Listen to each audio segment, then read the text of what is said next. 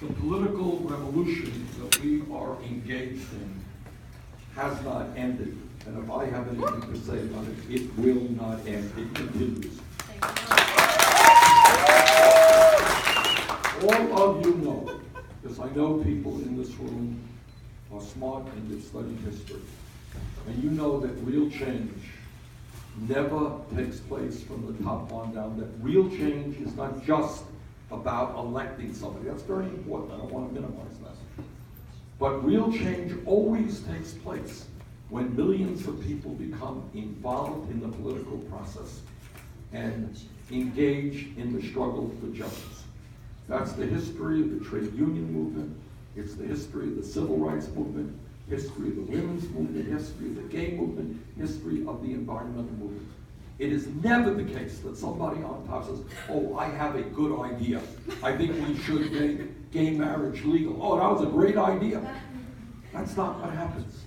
It happens that people struggle. Think about the civil rights movement, the number of people who went to jail and died in that struggle.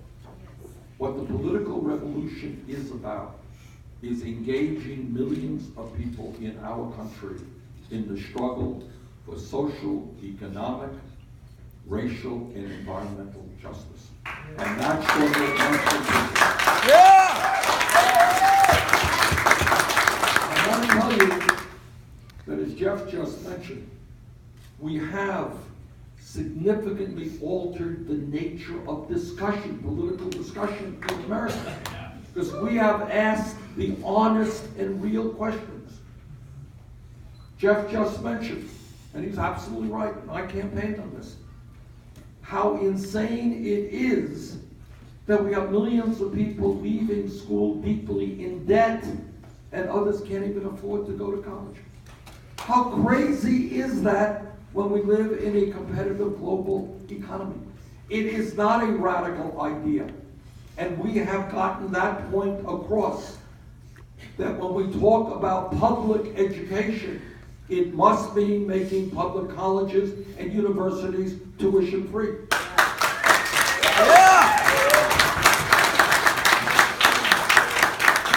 Because of your support, we have won that debate. Some of you may know that in the process of working with Secretary Clinton's campaign, she ended up and I ended up coming up with an agreement. It wasn't everything that I wanted. But right now, what the proposal is that she is supporting is to say that every family in America of $125,000 or less will be able to send their kids to a public college or university tuition free. Thank you, Bernie! And in that same proposal, very, very strong language in terms of reducing student debt. You made that happen. Thank you.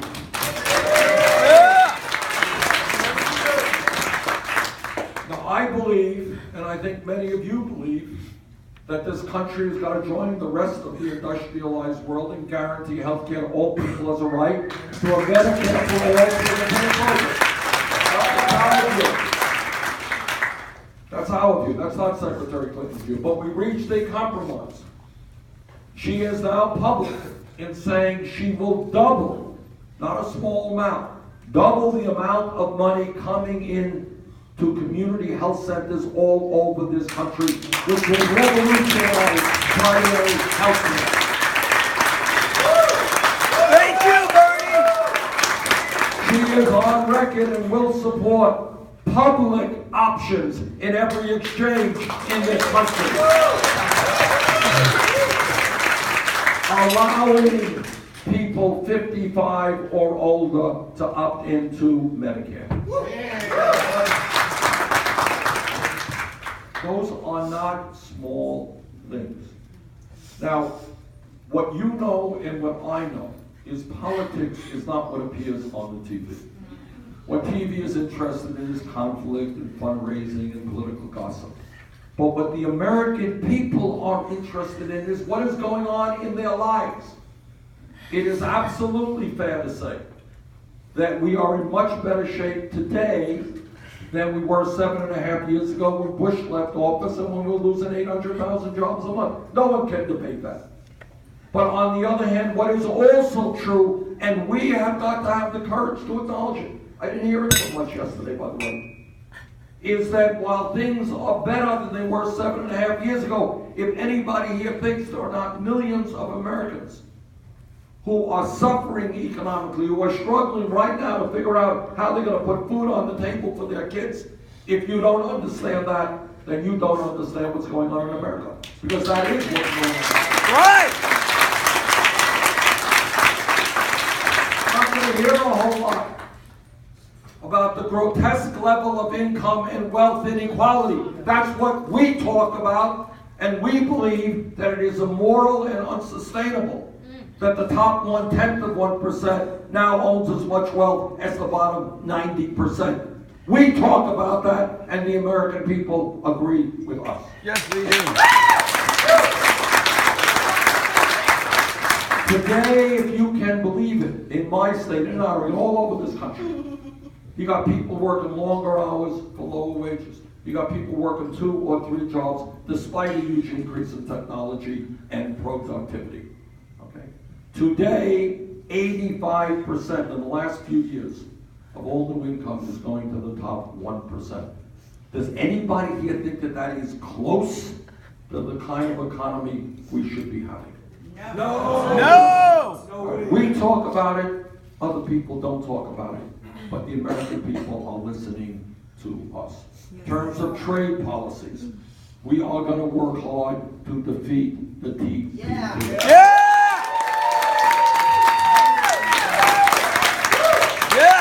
In terms of minimum wage, we are going to fight to continue that struggle to raise the minimum wage to $15 an hour. Yeah.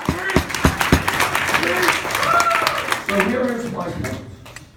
My point, and what I believe, and I know most of you believe, is that politics, elections are very, very important. We work hard. But politics is transforming America and changing the lives of people who are hurting. Our country is great, not by how many millionaires and billionaires it has, but by how it treats its most vulnerable people.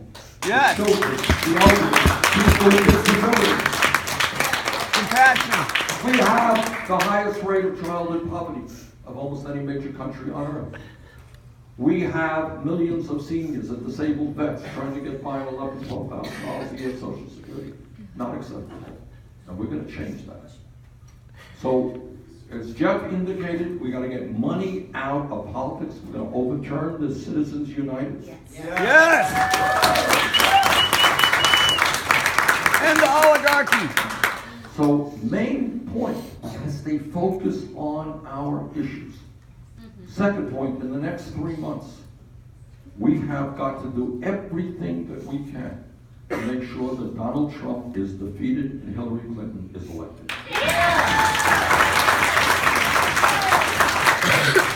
I say that because in my lifetime, I cannot recall a worse candidate than Donald Trump, a more dangerous candidate than Trump.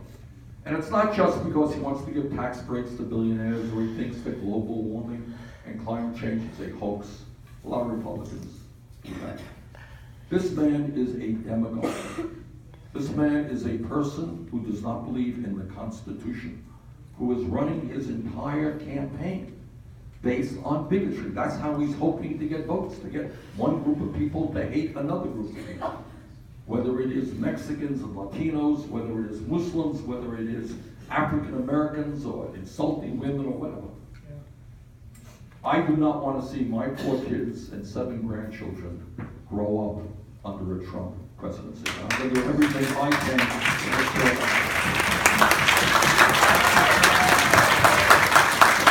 now, I understand, believe me, I understand better than anybody in this room that there are differences of opinion between us and Hillary Clinton.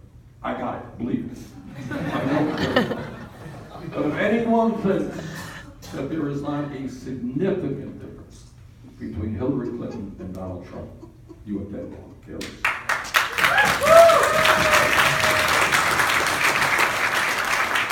Our job is to elect Secretary Clinton to take pride because of all of your efforts that we have passed by far, not even close, the most progressive platform in the history of the Democratic Party. And because of what you have done, our job now is to make sure that we have a Democratic Senate so that Jeff can become a chairman of the meeting.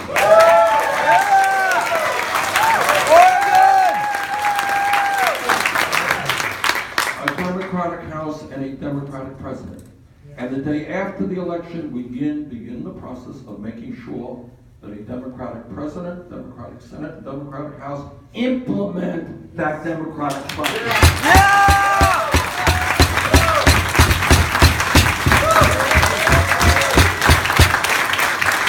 I wanted to also mention to you that obviously we are transforming our campaign, of which all of you, or most of you have been a part of, into a new type of organization which is going to be involved in revitalizing American democracy and getting people to run for office from the school board up to the United States Senate. There's one thing I've learned in this campaign, in Oregon and all over this country. You cannot believe, I mean, you have to be there with me to see it, how many great people there are in this country.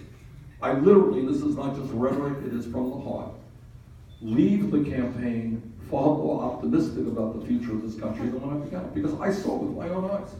I saw the strength and the beauty of so many people, so many young people who love this country and want to make it a better country and are prepared to work hard to do that. So let me just conclude by saying, number one, thank you. You have helped transform this country. Election days come and go, but the struggle for justice and what we are doing will continue.